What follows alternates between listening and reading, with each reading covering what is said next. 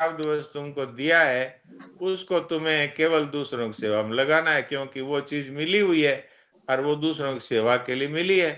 अब उसको अपने काम में लेगा, अपने भोग में लगाएगा और इसके द्वारा संग्रह करेगा तो तू चोर होगा और उसका दंड तुझे भोगना पड़ेगा।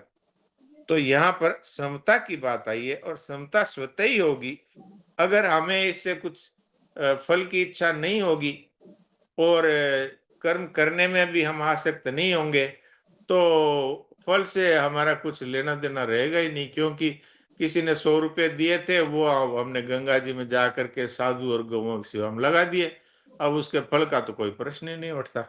तो इस तरह से यदि हमारे कंसेप्ट एकदम क्लियर होंगे, तब फिर हमारे जीवन में समता की प्राप्ति स्वतः होगी। ये समता के लिए कोई अभ्यास करने की अथवा कोई इसके लिए लंबे समय की आवश्यकता नहीं है। ये तो खाली समझना है कि भाई जिसने चीज दी है उसने दूसरों के लिए दी थी, बस उनको दे दी, तो अपना काम पूरा हो गया। बदले में कुछ चाहना तो बेईमानी है। तो बेईमानी का त्याग करने से ब्रह्म की प्राप्ति हो जाती है। ये इस श्लोक का तात्पर्य मालूम होता है। तो अब इसमें किसी का कोई प्रश्न है तो वो करे। नारायण नारायण। डॉक्टर साहब प्रणाम। प्रणाम। भगवान के द्वारा दी हुई या प्रकृति के द्वारा मिली हुई जितनी भी सामग्री है, समय, समझ, सामग्री, सामर्थ्य जो भी है, जी। इसका तो समता में हो करके उपयोग कर ले रहा है। हाँ जी। लेकिन लेकिन ये जो शरीर भी इस चेतन ये साधक को, जो अपने होने पना स्वरूप है, चेतन स्वरूप हाँ साधक है, इसको हाँ शरीर मिली हुई है। ये शरीर को भी अपना न मान करके इसको भी उसी सामग्री के साथ जोड़ करके ही कर्मयोग कर सकता है ना। हाँ बिल्कुल। ये क्योंकि ये भी तो प्रारब्ध से मिला है, इसलिए जी। यह महाराज जी ने कहा है स्थूल सूक्ष्म कारण शरीर किसी के साथ भी सद का संबंध नहीं है। क्यों क्यों नहीं है कि ये भी मिला वही है ना। आपको क्या है, आपका क्या है बताइए, और आपको चाहिए क्या। आपका स्वरूप तो निर्लिप्त है। और जी। वह जो मैं कहता हूं, अगर कोई निर्लिप्त अपने को न भी माने, ज्ञान योग की बात यहाँ न भी करें, तो मिली हुई चीज को किसी की सेवा में लगाने के लिए दिया गया है। अब उसको उसका फल चाहना, ये कितनी विचित्र बात है कि मेरी बुद्धि से किया है, मैंने अपने शरीर से शक्ति से किया है, मेरे पास इतना सामान था इसलिए मैंने किया है। इस तरह करना तो ये बेईमानी हुई ना। बेईमानी को छोड़ देने से ही ब्रह्म की प्राप्ति हो जाती है। यहाँ पर हम चाहे ज्ञान योग को नहीं लाएं, बिल्कुल प्योर जी। भक्ति योग की बात कर, प्योर कर्मयोग की कर्म बात करें। कर्मयोग। जी। डॉक्टर साहब, ये बात हमने उठाया था एक स्वार्थ से, हाँ जी शरीर जी। वाला। तो जी। जरा सा 129 पृष्ठ पे चले, जरा सा एक सौ हाँ उनतीस हाँ जी। हाँ जी 129 कौन से साइड में है? बाएं साइड में लिखा है दूसरी बात। अच्छा, दूसरी बात, जितने भी कर्म हाँ होते हैं वे सभी हाँ प्राकृत पदार्थों और व्यक्तियों के संगठन से ही होते हैं। और हाँ पदार्थों और व्यक्तियों के संगठन के बिना स्वयं कर्म कर ही नहीं सकता। अतः इस संगठन के द्वारा किए हुए कर्म का फल अपने लिए चाहना ईमानदारी नहीं है। यही मैंने आपकी सेवा में बात रखी कि हाँ। बेईमानी तो का फल ही बंधन मेरा है। यही कहना है मेरा यही कहना है कि व्यक्तियों के संगठन के बारे में थोड़ा सा खुलासा कर दीजिए। हाँ, ये तो बहुत ही कॉमन बात है। देखिए, अब जैसे कोई अध्यापक स्कूल में पढ़ाता है, तो वो ये समझता है कि ओहो मैं बहुत बड़ा कार्य कर रहा हूं, देखो मैं इतने विद्यार्थियों को शिक्षा दे रहा हूं। कोई उससे ये पूछे कि तू जन्मा था तब तेरे के पास शिक्षा थी क्या? अच्छा, तो सबसे पहले माता पिता ने शिक्षा दी, उसके बाद तू स्कूल में गया, वहां पर अध्यापकों ने तुझे शिक्षा दी, फिर उसके बाद में ये स्कूल किसी ने बनवाया, और फिर यहाँ पर तेरे को नौकरी किसी ने दी, और तू अब यहाँ आकर के अभिमान करे कि मैं बहुत बड़ा विद्वान हूँ और मैं अपनी बुद्धि से सबको पढ़ा रहा हूँ। तो सारा कार्य तो संगठन से हुआ है, शुरू से लेकर अब तक। तो इस संगठन की चीज को अपना मान करके और अभिमान करना अथवा उसका फल चाहना, ये तो ईमानदारी नहीं है ना, ये तो बेईमानी है।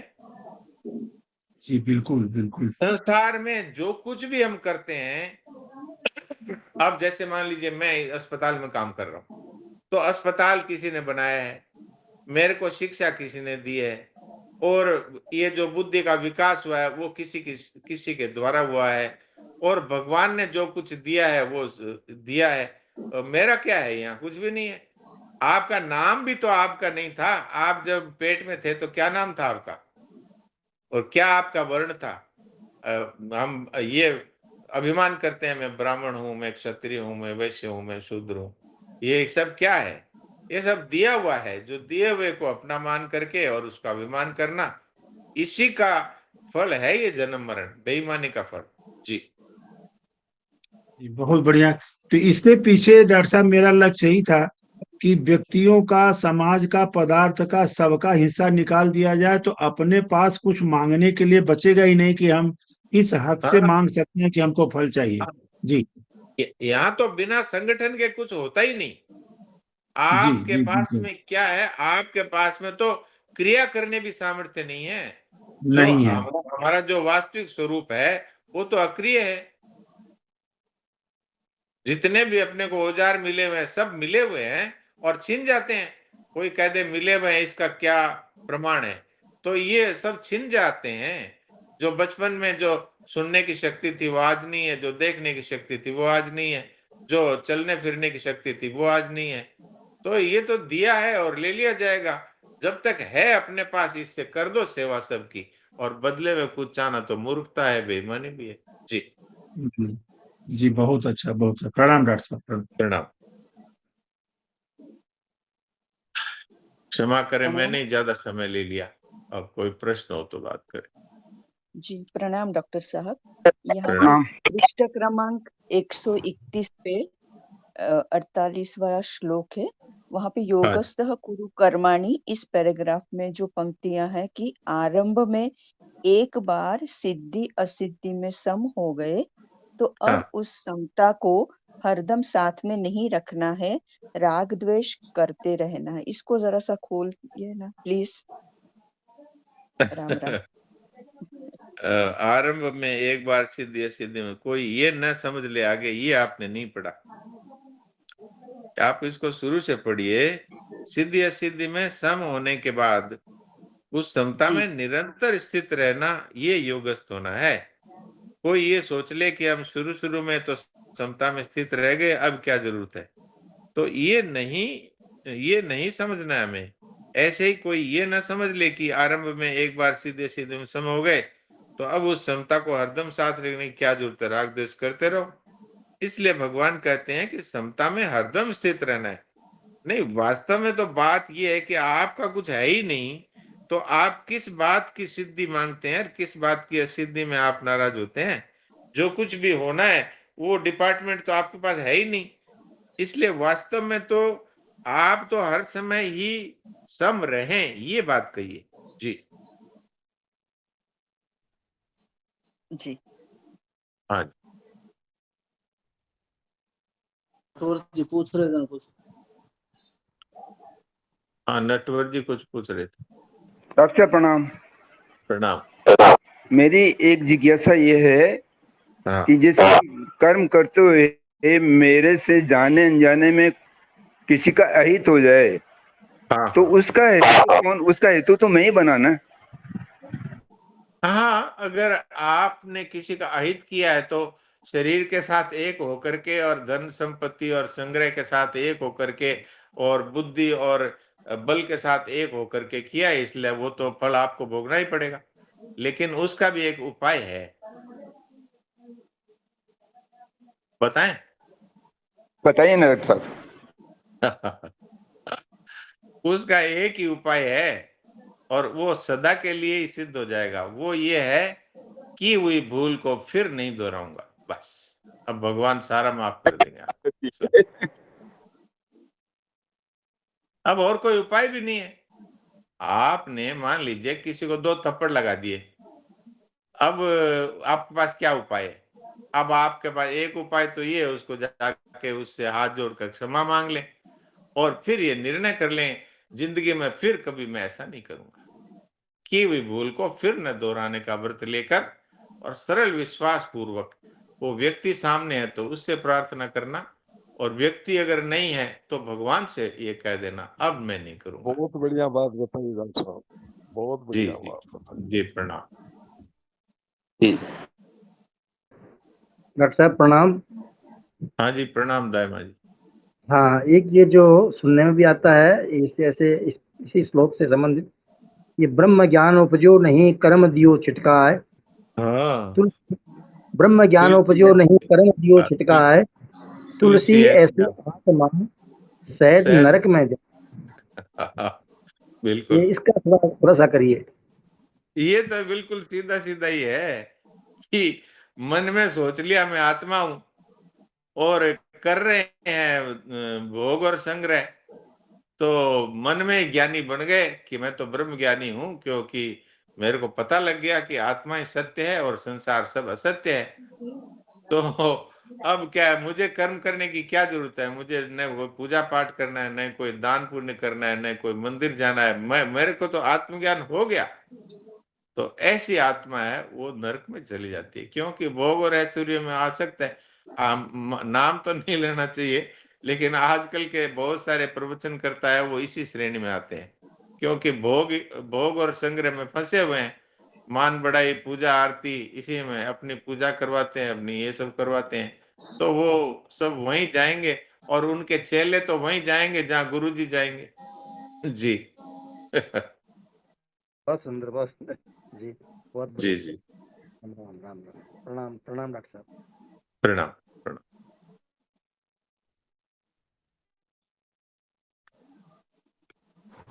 हाँ जी, और किसी को कोई बात पूछनी हो तो पूछ लो, नहीं तो समय हो रहा था पद वचन सुनने का।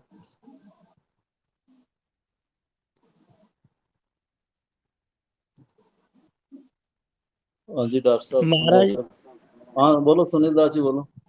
हाँ बोलिए। महाराज ये तो सब हम लोग को लग रहा है कि पूरा कल्याण हो गया महाराज जी, और कल्याण हो गया, और ये हम एक तरफ से मान रहे हैं हम हुआ कल्याण हो गया, ये एक तरफा है क्या, भगवान की तरफ से भी है? भगवान की तरफ से तो पहले से ही हम भगवान के ही भीतर विराजमान हैं। रोम रोम प्रतिराज ही कोटि कोटि ब्रह्मांड। तो भगवान के एक रोम में करोड़ों करोड़ों ब्रह्मांड पड़े हैं, तो ये जो पृथ्वी है ये भी उसी ब्रह्मांड में ही है। तो हम भगवान के अंदर ही विराजमान है। हमने ही मान रखा है कि हम शरीर में विराजमान है, संसार में बैठे हैं, इसलिए हम इसको अनुभव नहीं कर रहे हैं। अगर अभी स्वीकार कर ले कि हमारी तो स्थिति हर समय परमात्मा में ही है, और ये शरीर और संसार है, इससे हमारा न कभी संबंध था, न है, न हो सकता है, तो अभी अभी मुक्त है। जन्म मरण फिर किसका होगा? जो जो भगवान के अंदर विराजमान है उसका जन्म मरण होगा? नहीं महाराज नहीं।